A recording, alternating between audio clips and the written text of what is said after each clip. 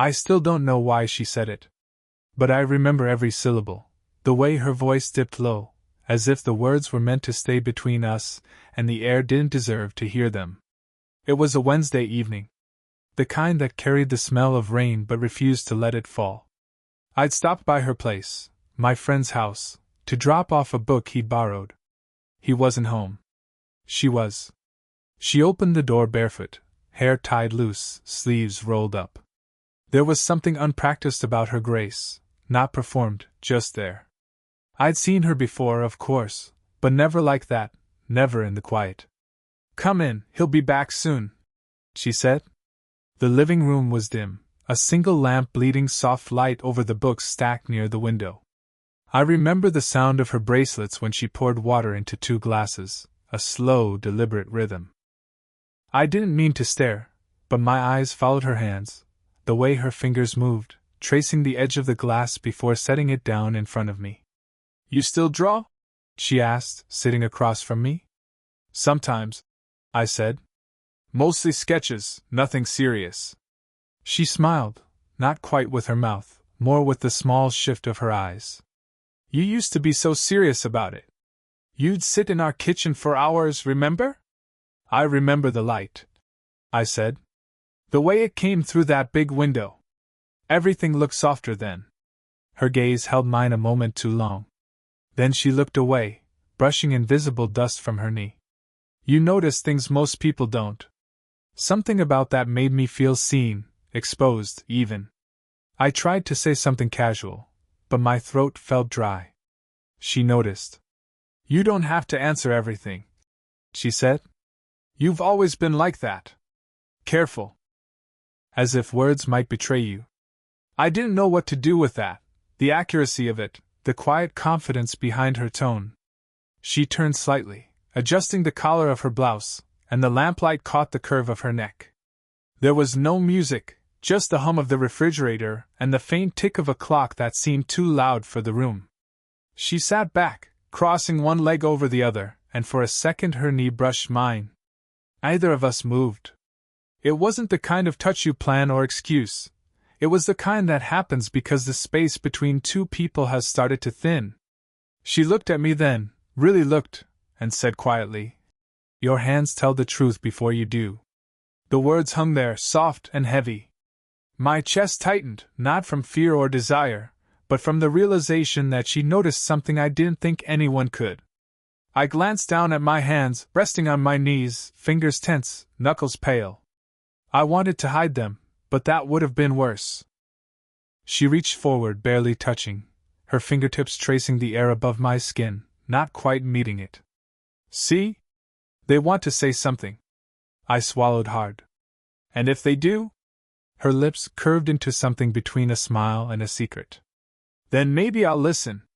Before I could answer, the sound of the front door unlocking snapped the air in half. She drew her hand back. I did the same. A voice called from the hallway, her son's. "My friend." She stood, smoothing her blouse, her voice calm again. "You should tell him you brought the book." I nodded, but couldn't move yet. Her eyes met mine one last time, and in that look was something unspoken, not yet, maybe. Then she turned toward the door, and I was left sitting in the half-light, my hands still betraying me. I told myself I wouldn't go back. But 3 days later, I was standing on her porch again, pretending I'd forgotten something.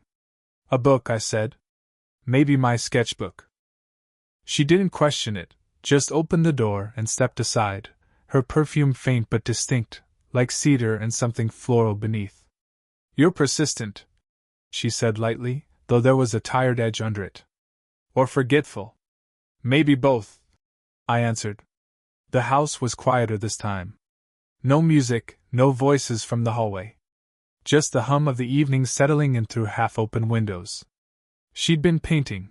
I saw the brushes by the sink, a streak of blue across her wrist. "You paint now?" I asked. "Sometimes," she said, rinsing her hands under the faucet. "It keeps me from thinking too much." I didn't ask about what. I already sensed the shape of it, a kind of loneliness that didn't beg to be cured, only noticed. Her marriage had ended years ago.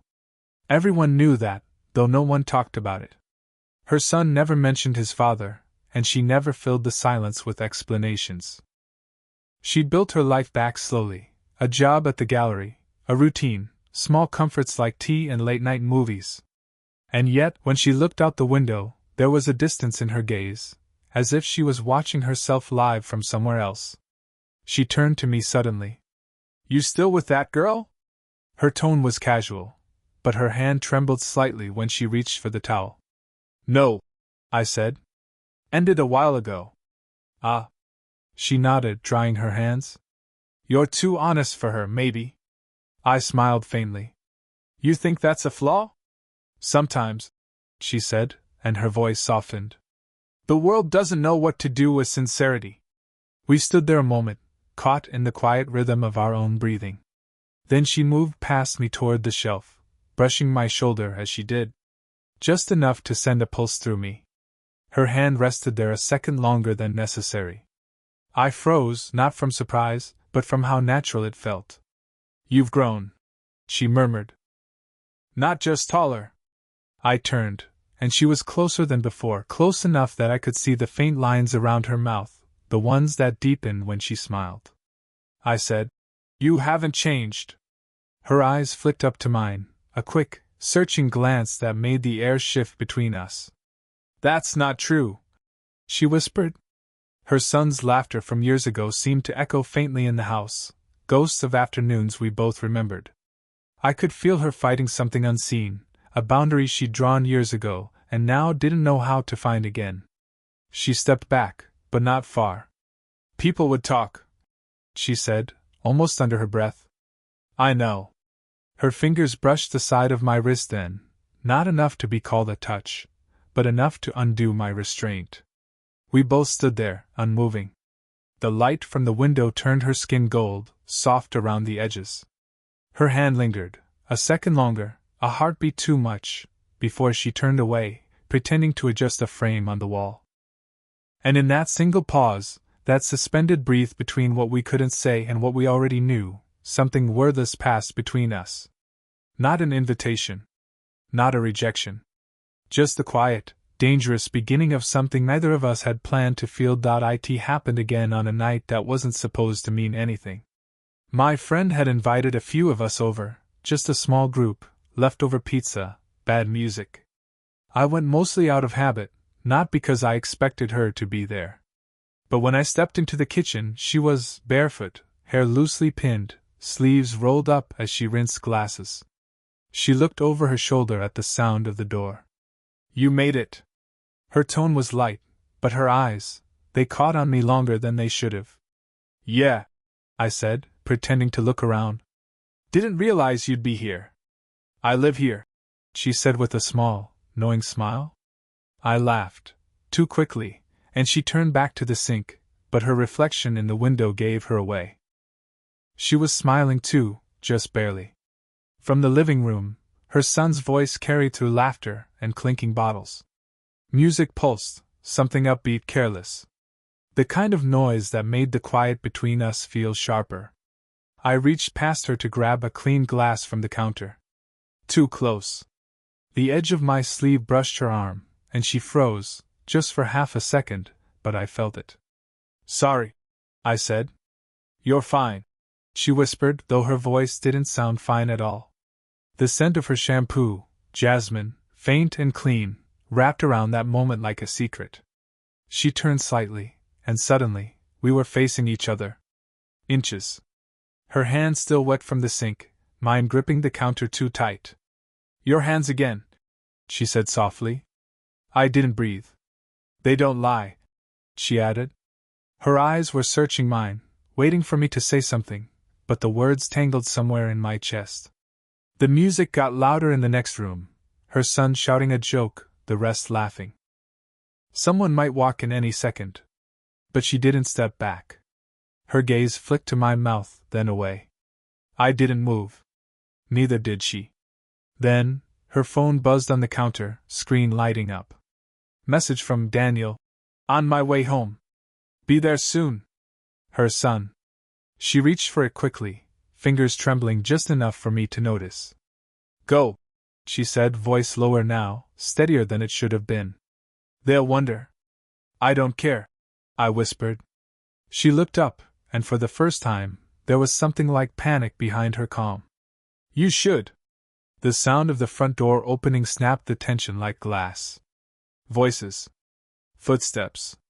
She turned away, wiping her hands on a towel, pretending to check something in the oven. I stepped back, pulse still racing, every nerve caught between wanting and restraint.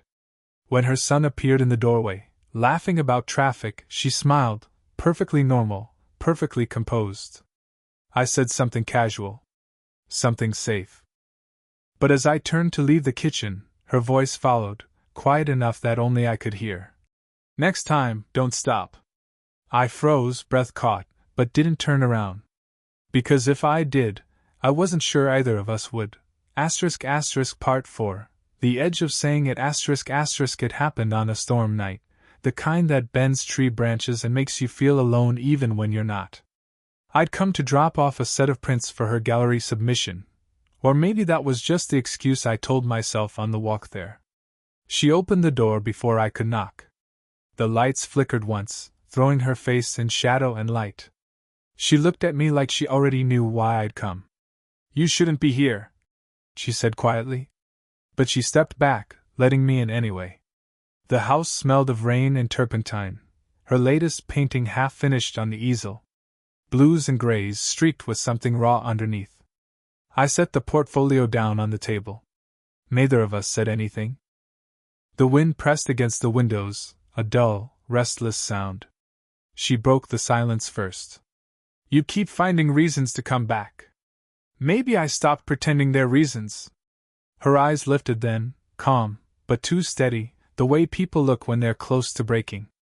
This isn't fair to you, she whispered. Or to him. I stepped closer, not enough to touch her, just enough that I could feel her breath shift. It doesn't feel like fairness has much to do with it. She exhaled, shaking her head slightly, but she didn't move away. You're too young to ruin yourself for someone who should know better. I'm not ruined. My voice came out low, rougher than I meant. Just honest. Her gaze dropped to my hands, the same hands she once said betrayed me.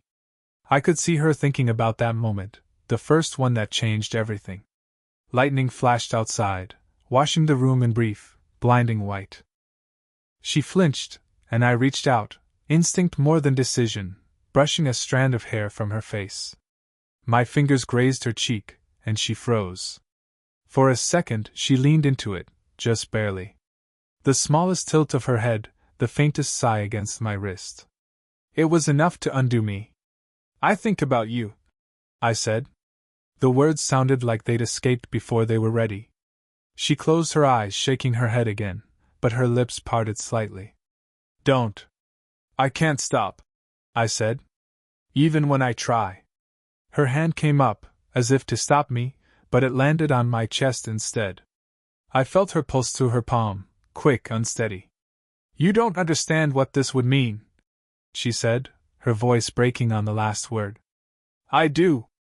For the first time, she looked up, eyes glistening in the dim light. Every wall she'd built seemed to flicker thin as glass. You think this is desire, she whispered. But it's loneliness dressed up as something else.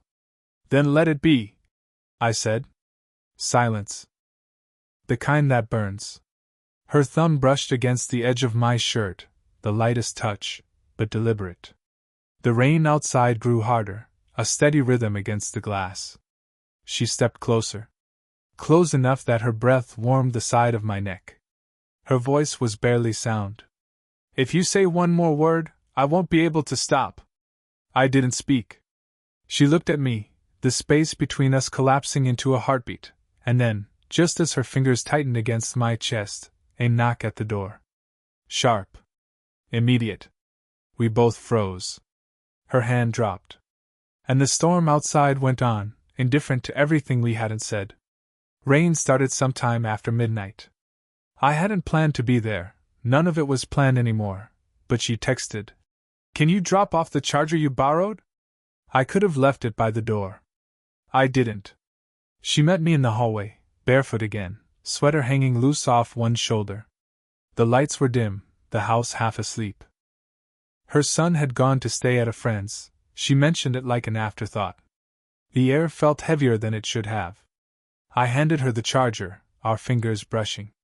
She looked at me too long, then turned, motioning toward the living room. You can come in for a minute. A minute. Always a minute. She poured tea, though neither of us drank it. We just stood there, the sound of rain pressing against the windows. I could hear her breathing, steady, but not calm. When I finally spoke, my voice came out rougher than I meant. You texted me. She looked up. So you knew I'd come. Her lips parted, ready to reply, but she didn't. Instead, she set her cup down too fast, the clink sharp in the quiet. Then she said, He knows. I blinked. What? My son. He heard us last week. In the kitchen. Everything in me stopped. What did he? He didn't say much. Just asked if something was going on. I told him no. The words hit harder than I expected. The way she said no, it wasn't a lie exactly. It was something softer, worse. I stepped back, but she followed. Not forward exactly, just close enough that the space between us disappeared again. I didn't mean for him to hear, she whispered. But it's done now. Her eyes looked different, brighter, more desperate. The composure I'd always seen in her was cracking, and beneath it was something that looked a lot like fear. Or want. You lied, I said quietly. I had to. Why? Because it's not supposed to happen. Her voice broke slightly on supposed. You think I don't want to? I didn't answer. I couldn't. Outside, thunder rolled, low and steady. She moved past me to close the curtains, her shoulder brushing my arm. That small contact felt bigger than anything else in the room. When she turned back, her expression softened, regret maybe, or surrender. You should hate me a little, she said. I don't. Then you're not thinking clearly. She stepped closer again, her breath warm against my neck. The tea on the table went cold. You have to go, she said finally, though her hand found my wrist as she said it. Tell me to, I murmured. Her fingers tightened. I can't. We stood there, neither moving, the sound of rain swallowing everything. Then she let go. Not gently, not cruelly, just like someone who knew that letting go didn't really mean it was over. When I left, she didn't follow. But her voice followed me, soft through the door. It's only a lie if we stop pretending. And that was the moment I knew pretending wouldn't last much longer. The storm had passed by morning, but the world outside looked washed out, the kind of gray that makes you forget what warmth feels like. I didn't sleep. I don't think she did either. When I returned, she was in the garden, pruning a plant that didn't need pruning. Her sleeves were rolled, hands steady, eyes on everything except me. You shouldn't keep coming back, she said without turning around. Then tell me to stop. She didn't.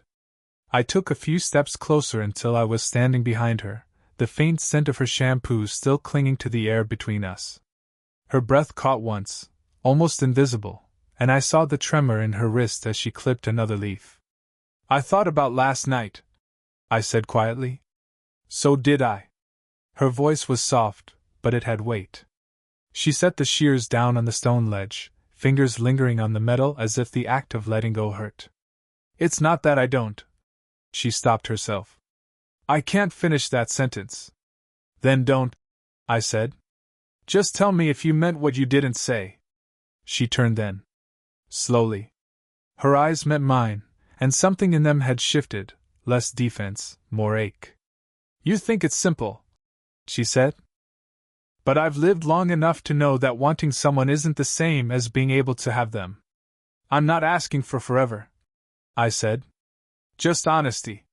She let out a short, trembling breath. Honesty is the problem. You make me forget how to hide. The space between us was nothing now, inches, maybe less. I could see the faint line of her collarbone rise and fall, the tiny movement of her throat when she swallowed. I reached out slowly, giving her every chance to step back. She didn't. My fingertips brushed her forearm, warm, alive. Her eyes closed. You make this impossible, she whispered. Maybe it already was. The world felt suspended, no birds, no wind, just us and the pulse of something inevitable. I moved closer, until her breath mixed with mine. If we cross this line, she said, barely audible, we can't go back. Maybe we were never supposed to. She looked up at me then, all the restraint, all the quiet years of composure flickering into something unguarded. Her hand rose, hovered near my face, then settled against my cheek. Her thumb traced the edge of my jaw, slow, uncertain. For a moment, neither of us breathed. Then she leaned in, just enough that I could feel the warmth of her lips hovering near mine. The world narrowed to that single point of almost, the soft tremor of air, the unspoken yes that lived between two people who had run out of reasons not to feel. And then, she stopped. Her forehead rested against mine. Her voice, when it came, was steadier than I expected. You deserve something that isn't afraid of itself. I closed my eyes. So do you. We stood there like that, two people who had already said everything without saying it. When she finally stepped back, she smiled, not in sadness, but in understanding. The kind that hurts and heals in the same breath. And though nothing happened, everything had been weeks since the garden morning, since her hand slipped from mine and left the air heavy with everything we hadn't dared to name. I told myself it was over. That what we shared was nothing more than a passing current between two people who met in the wrong chapter. But memory is stubborn. It lingers where it shouldn't. I still caught myself walking past her house. I still looked for her in places she didn't go anymore. Then, one late afternoon, I saw her again, at the small art gallery downtown. She was standing alone, looking at one of my sketches. The one I'd left and signed. The one of her hands. She didn't turn when I walked in. She didn't need to. You still draw, she said, her voice quiet but certain. Only when I can't say things out loud. She smiled faintly. That one says enough. The silence that followed wasn't tense anymore. Just soft, like a breath finally released. She turned to face me, eyes gentler than I remembered. I thought you might hate me, I said. I tried, she admitted. Didn't work. We both laughed then, awkward, relieved, human. The sound felt like sunlight after a long winter. She stepped closer, and I noticed her hands again, the same ones that had once stopped at the edge of touching. This time, they didn't hesitate. Her fingers found mine, light at first, as if testing whether time had changed what we meant. Then, slowly, they laced together. Neither of us looked around. The world went on, the murmur of visitors, the hum of a ceiling vent, the soft thud of footsteps. None of it reached us. I used to think I was too old to start again, she said. Too late for this kind of thing. I shook my head. You're not late. I was just early.